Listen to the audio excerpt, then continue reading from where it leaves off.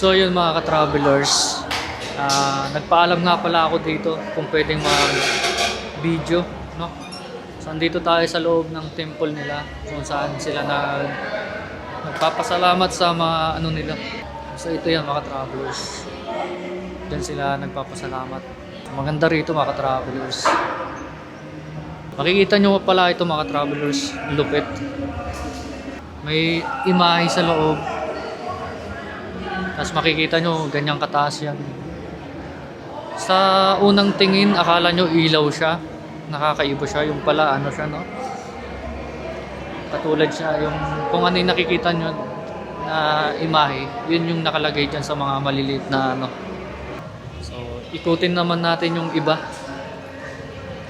na area dito sa temple na to mga travelers. Ito ang harapan niya mga travelers yan. So yun, tingnan nyo rin ang labas nito mga travelers. Ang ganda rin ng mga ano rito. Ganda ng pagkakagawa sa temple nila mga travelers. Yan. Mga nakaukit. So tara, samahan nyo ako, mag-iikot pa tayo rito. So marami pa tayong mapupuntahan rito sa temple na to mga travelers.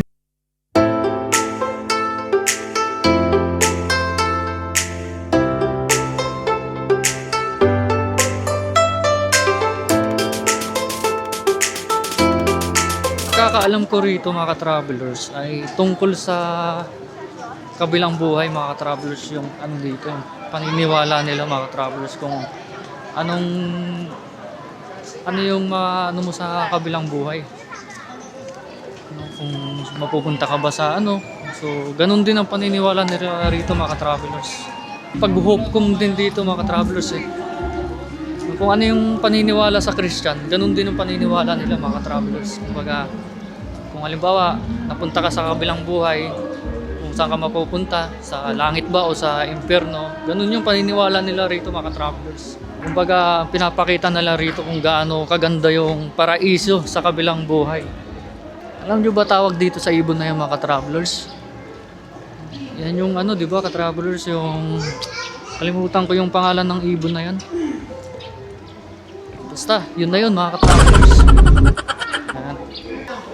So ito, ipakita ko sa inyo yung dragon na isa sa kilala na dinarayo rito. Ano sa palagay nyo mga ka-travelers? Anong tingin nyo dyan mga ka-travelers? Kala nyo may swimming pool, no? Wow! Ganyan ang design sa pag may swimming pool mga ka-travelers eh. Pero hindi yan swimming pool hindi yan resort. What? Baka iniisip ng iba resort to, hindi. Okay. Mamaya alamin natin kung ano yung nasa loob niyan. Papakita ko sa inyo kung anong meron. So papasok na tayo dyan mga travelers. Wala na tayong sasayangin na oras at panahon pa. Parang paligoy-ligoy. Kaya ayun, tara travelers, samahan nyo ako. Igagala ko kayo.